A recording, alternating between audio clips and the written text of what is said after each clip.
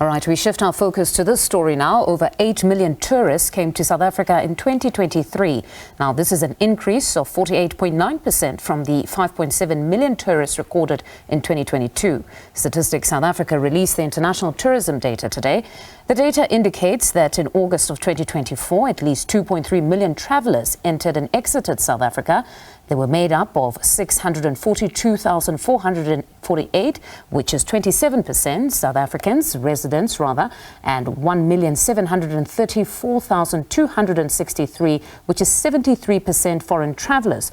Joining us to discuss this data, but further, is Southern African Tourism Services Association CEO David Frost. Good afternoon, Mr. Frost. Thank you very much for joining us on the programme. Firstly, your reaction to the latest data as your sector continues to recover post-COVID. Yeah, good afternoon, and thank you for the opportunity. So those are the aggregated figures, which include arrivals from our neighbouring states, the rest of Africa, and then what we term overseas arrivals, which are non-African arrivals. As the Inbound Tourism Association, our primarily, I mean, 100% our market is in fact overseas arrivals. And when you agglomerate them, I think you get a very distorted picture, because there are a lot of cross-border arrivals that take place on a daily basis. And I think we need to differentiate that. So our concern from international overseas arrivals is, and you look at the picture, is we have recovered, but when you look at the data from January to July this year compared to January to July 2019, the year before COVID, we are only at 84% of where we were in 2019. So our recovery has been quite muted. There are certain parts of the country that have recovered particularly well. So Cape Town, the top-end lodges at Kruger have done well and are back to pre-COVID levels, as are certain the Dutch market and the US market. But our traditional good value markets out of Germany, France, and the UK are only at 80%. And this is in stark contrast to our neighbours to the north of us. If you look at the 23 arrivals compared to 2019, Tanzania is at 120%. They've exceeded their 2019 figures. And Kenya is at 142%. So what exactly is hindering the better recovery? I think there are a number of factors. I think we need to acknowledge we're a long-haul destination, and the price of airfares have increased dramatically, which has meant, and that certainly had an impact on the solid three-star market out of countries like Germany, France, and the UK. I think when you look at the recovery out of the biggest emerging markets of India and China, we have been bedeviled and continue to be bedeviled with an onerous visa regime. But there are really exciting moves led by the Office of the President, Minister of Home Affairs, Minister of Tourism to sort that out. And I think hopefully in the next year we'll see a major boost of Indian and Chinese arrivals on the back of that. But we have perceptual issues. I think we need to sort out issues around safety. They continue to bedevil us. And, I think we also need a fully functioning destination marketing organization. South African tourism needs to be capacitated and sorted out to go and do its job. And we need to go and do a proper, campaign that entices people to come to South Africa and enjoy the amazing offering and the value for money that we have.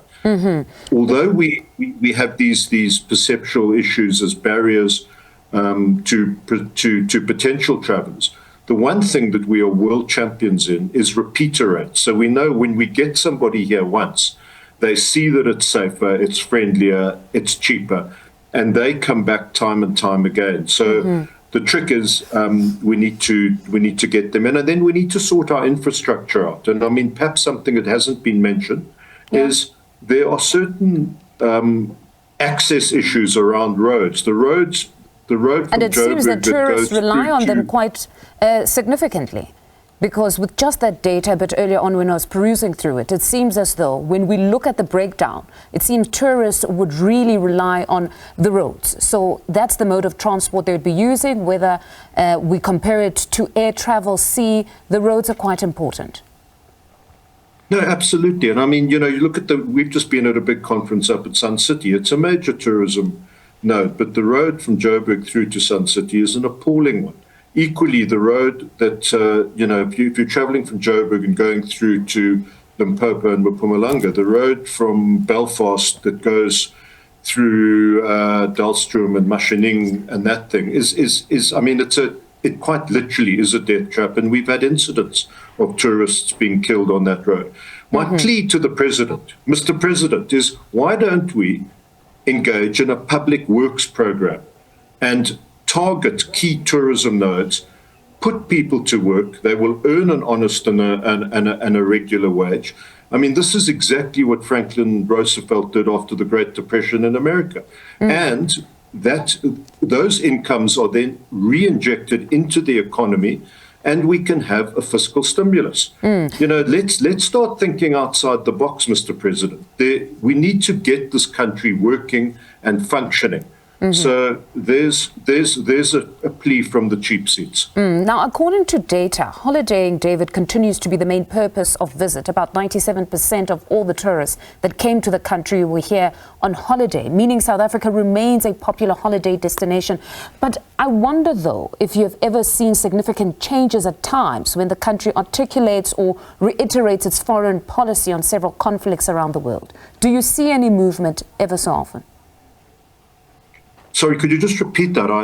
I didn't quite understand your question. I'm saying, as a sector, when South Africa articulates or reiterates its foreign position on certain matters around the world, do you ever see movement? Because we often hear that there will be threats that certain countries might not come to South Africa anymore. Does it manifest? I don't think it makes a massive difference. It's obviously quite country-specific. So, for example, the stance that South Africa's taken on Gaza and the Israeli conflict would have had a negative impact in terms of the arrivals from Israel.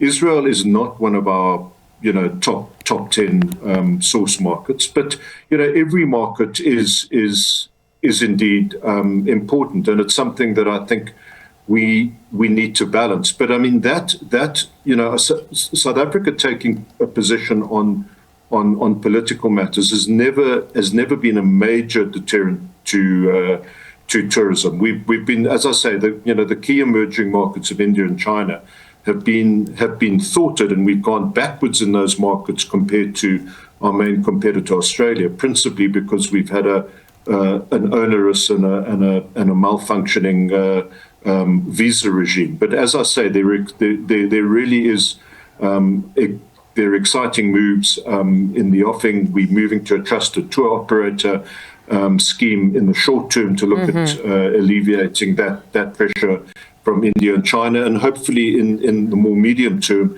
to move on to a fully electronic visa regime, which is what Kenya's got, and you can see that they're reaping the benefits of a sensible decision in that regard. David, thank you very much for your time this afternoon. That's David Frost, Southern African Tourism Services Association CEO, speaking to us there.